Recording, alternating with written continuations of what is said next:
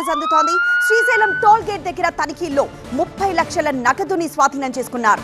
దేవస్థానం chief security officer ఆ నగదును పోలీసులకు అప్పగించారు. మహారాష్ట్ర వాహనంలో శ్రీశైలం వచ్చిన కొందరు తమది బంగారం వ్యాపారమని శ్రీశైలం దర్శనానికి వచ్చామని చెబుతున్నారు. అయితే సరైన వివరాలు చూపించాలని శ్రీశైలం పోలీసులు వారికి సూచించారు.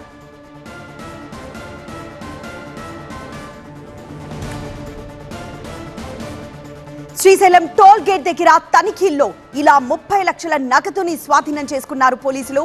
దేవస్థానం చీఫ్ సెక్యూరిటీ ఆఫీసర్ ఆ నగదును పోలీసులకు అప్పగించారు.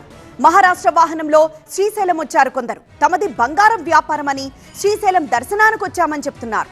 అయితే సరైన వివరాలు చూపించాలని శ్రీశైలం పోలీసులు వారికి సూచించారు.